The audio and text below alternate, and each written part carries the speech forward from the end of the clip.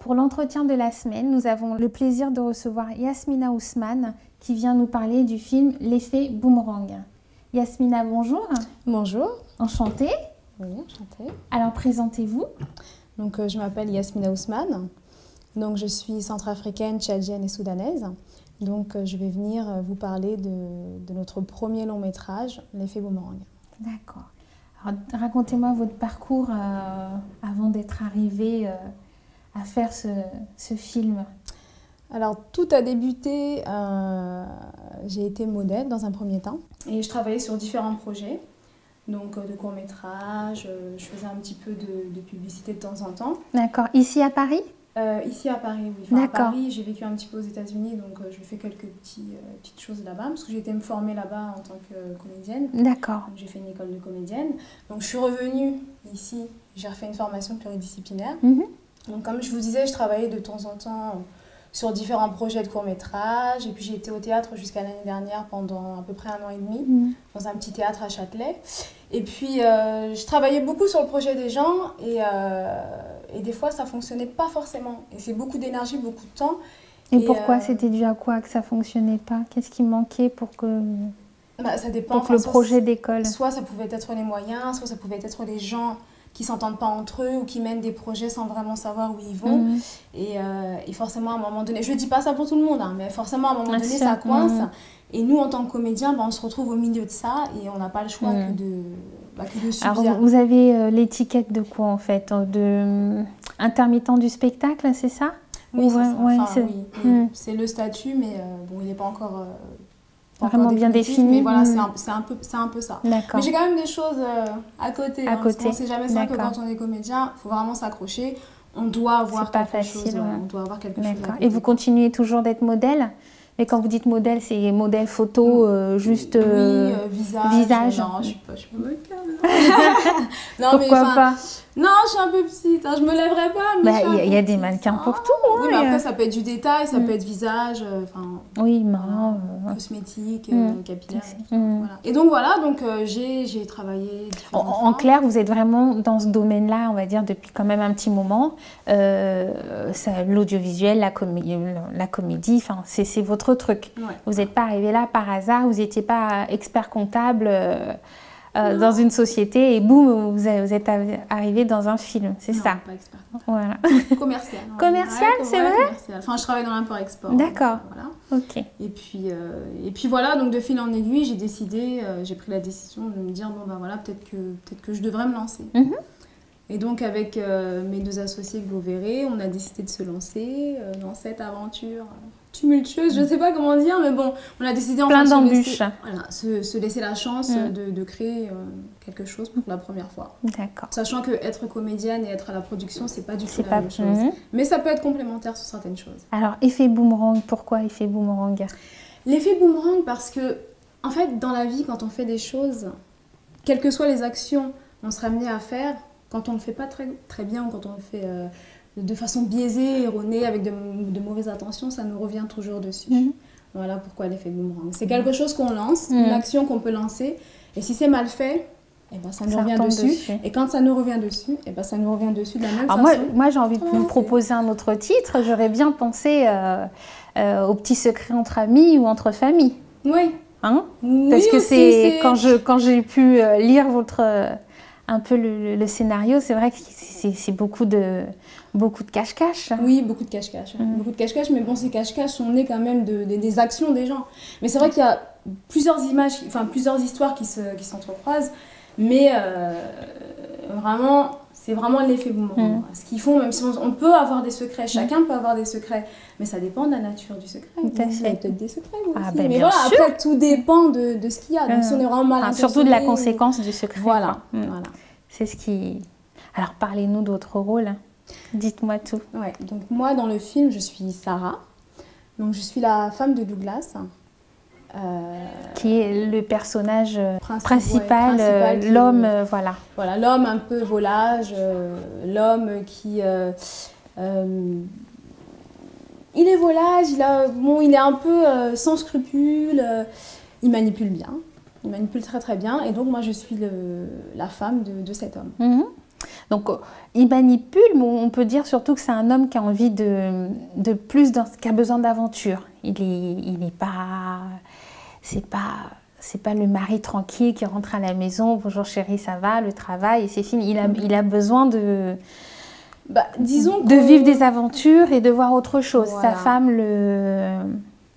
ne le comble pas ou ne lui suffit pas. Il a besoin de se... Je sais pas si on pourrait dire que sa femme ne lui suffit pas, mais c'est juste un mode de vie. Enfin, il a quand même pris un standing parce qu'il s'est marié, il a fait un enfant. Oui, bien sûr. Et voilà, derrière, c'est l'image de base. Il a toujours envie de s'amuser, donc il continue. Mais il a quand même la crainte de sa femme, il ne le fait pas, il le fait pas quand même devant elle. Il a quand même cette petite crainte, il est sur le côté en train d'essayer de sauter. Alors, cette gentille femme, finalement. Trop gentille? Je dirais que par moments naïve, au début, parce qu'elle fait confiance, parce qu'elle a été blessée en fait auparavant. Donc c'est comme ça que Douglas a réussi à la conquérir. Mais voilà, elle lui fait confiance, c'est son mari, elle lui fait confiance, elle est parfois, par moments un peu crédule au départ. Parce qu'après... Ça va, comme toute dans femme, le rôle, bien sûr, il y a des limites. Donné, on ne peut pas tirer sur la fille éternellement. Donc après, à un moment donné, ça va un petit peu se renverser. Donc là, vous vous consacrez vraiment à votre enfant, votre foyer, et vous laissez votre carrière de côté avant tout. Exactement. Donc vraiment, comme de toute façon, Douglas avait des revenus convenables, très confortables, je dirais.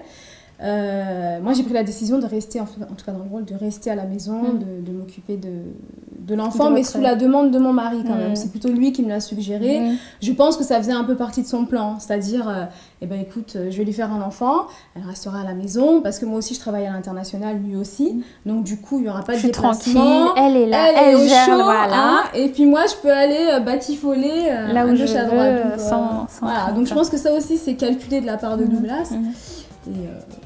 Et cette image-là, vous en pensez quoi? Vous pensez que c'est l'image aussi de la modernité d'aujourd'hui? Est-ce que vous voyez beaucoup de femmes arrêter leur carrière après un enfant et se dire je reste à la maison, je m'occupe de mon foyer Vu la conjoncture, je dirais que c'est quand même difficile. Par les temps qui courent, c'est quand même difficile de rester à la maison. Mais dans certains foyers où les gens ont les moyens, les femmes peuvent se permettre de faire ce sacrifice. Et je suis sûre qu'il y a beaucoup de femmes qui aimeraient passer plus de temps avec les enfants, tout en peut-être avoir un temps partiel à côté. Elles aimeraient bien, mais bon, après, la conjoncture fait qu'on est obligé d'aller travailler. Maintenant, Douglas, il a les moyens, donc il m'a bien convaincue, il m'a bien eu aussi. Donc, on a les moyens, donc je pouvais le faire. Mais au cours du film, il va y avoir un moment où moi... Parce qu'on ne peut pas rester éternellement non plus à la maison. Il y a un moment où l'enfant est grand. On s'ennuie, on a besoin de parler à quelqu'un. C'est bon, je peux retourner au travail. Mais Douglas ne veut pas. Et ça vous plaît ce rôle? Vous vous sentez bien ça... Ah oui. Oui. C'est vous qui avez eu l'idée de ce rôle ou c'est avec vos partenaires que vous avez... on a déterminé tous les profils dès le départ. Et puis moi je me suis dit je prends ça. Et puis il y avait d'autres profils, il fallait aussi gérer avec d'autres profils. C'est vrai qu'on est dans la production, mais il faut voir aussi avec les autres personnes qu'on choisit justement et essayer de se mettre un maximum où ça pourrait coller. Le projet, vous aviez eu du financement dès le début ou vous vous êtes auto-financé? Comment vous êtes arrivé au matériel, au recrutement? Dites-moi tout ça. Donc d'abord, ce qu'il faut savoir, que c'est vraiment un autofinancement. Donc ce sont mes 3 associés, Louise Levillain et Oncle Sab. D'accord. Donc on a vraiment eu ce projet et on s'est dit que... Parce que pour avoir un financement, c'est long. Ça peut être très très long. Ce sont de très très très gros dossiers qu'il faut monter. Et on s'est dit, on va tenter l'aventure. On est vraiment parti, c'était vraiment une aventure. Donc on s'est dit, on va tenter l'aventure. On va essayer de se débrouiller avec nos moyens et... on verra comment ça se passe. Et on s'accroche. Et puis plus on a grossi, plus on a grandi, plus on a eu quelques contacts. Et on s'est dit, on s'accroche. On est parti. C'est comme quand on monte dans un bateau, allez, dans la rivière, hop, on est parti, on se laisse aller. Et au niveau chiffres, qu'est-ce que vous pouvez me dire aujourd'hui? Ça coûte combien? C'est quoi le financement pour un long métrage comme ça? C'est très très cher. C'est la question qui fâche. C'est pas la question qui fâche, non, mais C'est coûteux, quoi. C'est coûteux. C'est très coûteux. C'est le vraiment matériel, coûteux. les déplacements La réalisation. Et la réalisation, tout ce matériel. Après, ça dépend sur qui on tombe, quoi. Mais pour un long métrage, c'est de l'argent, quoi. C'est de l'argent. Voilà. C'est dur, mais si c'est ce que vous aimez, que vous voulez, il faut se battre pour... Voilà, moi je me dis, à un moment dans la vie, parce que, bon, des critiques on en aura, mais ça nous fait grandir aussi. Mais dans la vie, quand on fait rien, eh ben, il se passe rien. Voilà. Donc on a essayé, on propose quelque chose, on se bat pour, ça ira. Et on espère. Donc pour l'instant, vous avez tourné où? Que à Paris? Oui. D'accord. Et au niveau de Bangui, ça se passe comment? Vous avez jamais fait de tournage ou vous avez l'intention d'y aller un jour? On aimerait bien. On avait un projet un petit peu avant qui a été avorté parce qu'au niveau des coûts, c'est extrême.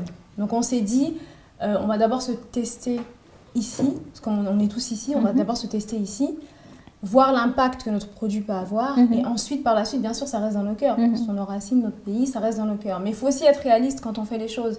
On ne veut pas non plus s'éparpiller, faire les choses pour dire, bon, bah voilà, on est parti tourner à Bangui. Non, on veut quand même essayer de prendre une expérience. De prendre une expérience.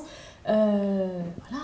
Pour voir comment ça peut se passer. Et d'arriver avec des valises, quoi. Et d'apprendre de nos erreurs aussi, et de voir comment, dans quelle perspective, parce que mine de rien, c'est une perspective à l'international. Bien sûr. Donc si on doit amener des gens là-bas, si on doit prendre des gens là-bas, tout ça, c'est des choses qu'il faut bien prévoir, je pense. Et dans votre équipe, il y a beaucoup de Centrafricains? Dans l'équipe, dans la production, nous sommes Centrafricains. Mais alors, dans le reste du casting... On a voulu prendre vraiment des gens de toute l'Afrique. Tout milieu, voilà, d'accord. Vous êtes ouvert, quoi. Ouais, complètement, parce que je pense que... Voilà, on a voulu créer une sorte de melting pot. On veut vraiment un peu de tout le monde. Donc, il y a des Centrafricains, naturellement. Il y a une Rwandaise, il y a des Camerounais, une Ivoirienne, un Éthiopien. Voilà. Très bien. Vraiment, on essaye vraiment de faire un petit clin d'œil à toute l'Afrique si possible. Bon, après, bien sûr, on ne peut pas prendre tout le monde, mais voilà, c'est mélangé, c'est mixé, c'est très bien, quoi, parce que ça donne quelque chose de juste génial. Alors, qu'est-ce qu'on peut vous souhaiter pour le futur? Longue vie au film, succès, persévérance, je pense que c'est hyper important. Voilà. Le soutien. Merci beaucoup, Yasmina, d'être venue. L'entretien touche à sa fin. On vous retrouve très vite sur www.bangiwood.com et n'hésitez pas à nous laisser vos commentaires. Merci, à très bientôt.